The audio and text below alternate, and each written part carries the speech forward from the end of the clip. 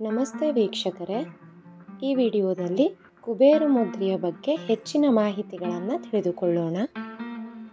ಕುಬೇರ ಮುದ್ರೆಯನ್ನು ಸಂಪತ್ತಿನ ಮುದ್ರೆ ಅಥವಾ 3 ಬೆರಳುಗಳ ತಂತ್ರ ಅಂತಲೂ ಕರೀತಾರೆ.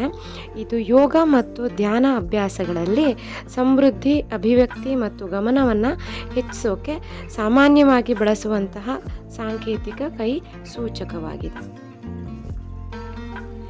ಕುಬೇರ ಎಂಬ ಹೆಸರು ಹಿಂದೂ ದೇವರಾದ ಕುಬೇರರಿಂದ ಬಂದಿದೆ. ಸಂಪತ್ತು ಮತ್ತು ಸಂಪತ್ತುಗಳ ದೇವರು ಎಂದು ಕುಬೇರರನ್ನು ನಂಬುತ್ತಾರೆ.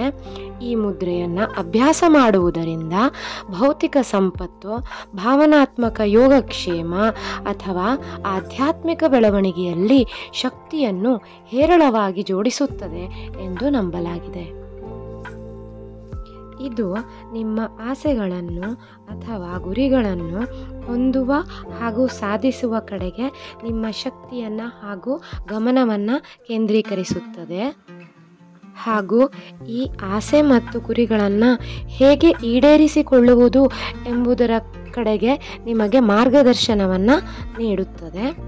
ಉದ್ದೇಶ ಮತ್ತು ಏಕಾಗ್ರತೆಯನ್ನು ಬಲಪಡಿಸಲು ಈ ಮುದ್ರೆಯನ್ನು ಹೆಚ್ಚಾಗಿ ದೃಢೀಕರಣಗಳು ಅಥವಾ ಧ್ಯಾನದ ಅಭ್ಯಾಸಗಳೊಂದಿಗೆ ಜೋಡಿಸಲಾಗುತ್ತದೆ. ಯೋಗ ಮತ್ತು ಆಯುರ್ವೇದದಲ್ಲಿ ಪ್ರತಿ ಬೆರಳು ನಿರ್ದಿಷ್ಟ ಅಂಶವನ್ನು ಪ್ರತಿನಿಧಿಸುತ್ತದೆ.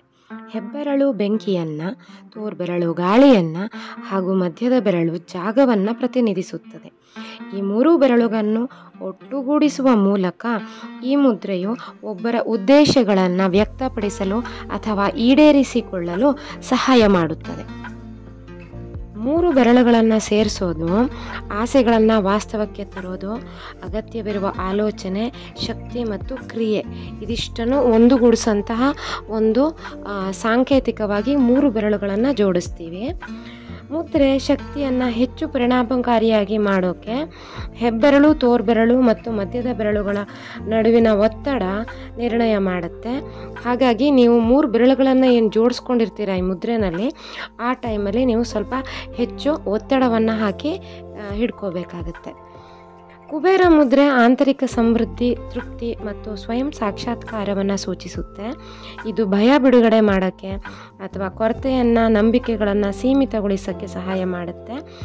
ಕೃತಜ್ಞತೆ ಮತ್ತು ಮುಕ್ತತೆಯ ಮನಸ್ಥಿತಿಯನ್ನು ಉತ್ತೇಜಿಸುತ್ತೆ. ಈ ಮುದ್ರೆಯನ್ನು ಧ್ಯಾನ ಮಾಡುವಾಗ ಮನಸ್ಸನ್ನು ತಿಳಿಗೊಳಿಸಿಕೊಳ್ಳುವ ಸಲುವಾಗಿ ಹಾಗೂ ನಿರ್ದಿಷ್ಟ ಗುರಿಗಳ ಮೇಲೆ ಮನಸ್ಸನ್ನು ಕೇಂದ್ರೀಕರಿಸುವ ಸಲುವಾಗಿ ಅಭ್ಯಾಸ ಮಾಡಲಾಗುತ್ತದೆ. ಈ ಮುದ್ರೆಯನ್ನು ಅಭ್ಯಾಸ ಮಾಡೋದ್ರಿಂದ ಮನಸ್ಸು ಶಾಂತವಾಗಿರುತ್ತೆ ಹಾಗೂ ಮಾನಸಿಕ ಸ್ಥೈರ್ಯ ಹೆಚ್ಚಾಗುತ್ತೆ. ಯಾವುದೇ ರೀತಿ ಭಯ, ಆತಂಕ ಇರಲ್ಲ. ಈ ಕೆಲಸ ಆಗತ್ತೋ ಆಗಲ್ವೋ, ನನ್ನ ಆಸೆಗಳು ಈಡೇರಲ್ವೋ, ಈ ಥರದ ಆತಂಕ, ಕಳವಳ ಅಥವಾ ಭಯ ಎಲ್ಲ ಇರುತ್ತಲ್ಲ, ಅದೆಲ್ಲ ಸರಿ ಹೋಗುತ್ತೆ. ಈ ಮುದ್ರೆಯನ್ನು ಅಭ್ಯಾಸ ಮಾಡುವಾಗ ನೀವು ಸಕಾರಾತ್ಮಕವಾಗಿ ಅಂದರೆ ಪಾಸಿಟಿವ್ ಆಗಿ ಯೋಚನೆ ಮಾಡಿಕೊಂಡು ಮುದ್ರೆಯನ್ನು ಅಭ್ಯಾಸ ಮಾಡಬೇಕಾಗುತ್ತೆ. 15 ನಿಮಿಷನೋ 20 ನಿಮಿಷನೋ. ನಂತರ ಈ ಮುದ್ರೆಯನ್ನು ಅಭ್ಯಾಸ ಮಾಡ್ತಾ ಇರುವಾಗ ನೀವು ಯಾವುದಾದ್ರೂ ಉದ್ದೇಶ, ಬಯಕೆಗಳು, ಗುರಿಗಳನ್ನು ನೆರವೇರಲಿ ಅಂತ ಮಾಡ್ತಾ ಇದ್ದರೆ ಸೊ ಅದು ಆಲ್ರೆಡಿ ನೆರವೇರ್ತಾ ಇದೆ ಅನ್ನೋ ಥರ ಕಲ್ಪನೆ ಮಾಡಿಕೊಂಡು ನೀವು ಮುದ್ರೆ ಮಾಡಬೇಕು. ನೆನಪಿರಲಿ, ಮುದ್ರೆ ಮಾಡೋವಾಗ ನೀವು ಅಂದ್ಕೊಂಡಂತಹ ಕಾರ್ಯ, ಕೆಲಸ, ಆಸೆ, ಬಯಕೆ ಯಾವುದೇ ಇರ್ಬೋದು, ಅದು ಆಲ್ರೆಡಿ ನೆರವೇರ್ತಾ ಇದೆ ಅಥವಾ ನೆರವೇರಿದೆ ಅನ್ನೋ ಥರ ಕಲ್ಪನೆ ಮಾಡಿಕೊಂಡು, ಇಮ್ಯಾಜಿನೇಷನ್ ಮಾಡಿಕೊಂಡು ಮುದ್ರೆನ ಅಭ್ಯಾಸ ಮಾಡಬೇಕು. ಈ ಮುದ್ರೆಯನ್ನು 2 ಕೈಗಳಿಂದ ಅಭ್ಯಾಸ ಮಾಡಬೇಕು. 2 ಕೈಗಳ ಹೆಬ್ಬೆರಳು, ತೋರ್ಬೆರಳು ಮತ್ತು ಮಧ್ಯದ ಬೆರಳಿನ ತುದಿಗಳನ್ನು ಜೋಡಿಸಿಕೊಳ್ಳಿ. ನಂತರ ಉಂಗುರದ ಬೆರಳು ಮತ್ತು ಕಿರು ಬೆರಳುಗಳನ್ನು ಮಡಿಚಿ ಕೈಯ ಮಧ್ಯಭಾಗದಲ್ಲಿ ಇಡಿ. ಇದು ಕುಬೇರ ಮುದ್ರೆ. ಈ ಮುದ್ರೆಯನ್ನು ಅಭ್ಯಾಸ ಮಾಡಬೇಕಾದ್ರೆ ಕಂಫರ್ಟೇಬಲ್ ಆಗಿರಬೇಕು. ಅದಕ್ಕೋಸ್ಕರ ಕೂತ್ಕೊಳ್ಳುವಂತಹ ಭಂಗಿ ಕೂಡ ಕಂಫರ್ಟೇಬಲ್ ಆಗಿರಬೇಕು. ಕುರ್ಚಿಯಲ್ಲಿ, ನೆಲದ ಮೇಲೆ ಅಥವಾ ಸುಖಾಸೀನದಂತಹ ಭಂಗಿನಲ್ಲಿ ಕೂತ್ಕೋಬಹುದು. ನೀವು ಕೂತ್ಕೊಂಡಾಗ ಬೆನ್ನು ಮೂಳೆ ಅಂದರೆ ಸ್ಪೈನಲ್ ಕಾರ್ಡ್ ನೇರವಾಗಿರುವಂತೆ ನೋಡ್ಕೊಳ್ಳಿ. ದೇಹ ಶಾಂತವಾಗಿರಬೇಕು, ಅಂದರೆ ಯಾವುದೇ ರೀತಿಯಾದಂತಹ ತೊಂದರೆಗಳು ಅಡಚಣೆಗಳು ಇರಬಾರ್ದು. ಹಾಗೆ ಮನಸ್ಸು ಕೂಡ ಶಾಂತವಾಗಿರಬೇಕು. ಮನಸ್ಸಿನಲ್ಲಿ ಅಂದ್ಕೊಂಡಂತಹ ಕೆಲಸ ನೆರವೇರ್ತಾ ಇರೋ ಹಾಗೆ ಅಥವಾ ನೆರವೇರಿರೋ ಹಾಗೆ ಕಲ್ಪನೆನ ಮಾಡಿಕೊಂಡು ಪ್ರತಿದಿನಾನು 15ರಿಂದ 30 ನಿಮಿಷಗಳ ಕಾಲ ಈ ಮುದ್ರೆಯನ್ನು ಅಭ್ಯಾಸ ಮಾಡಿ.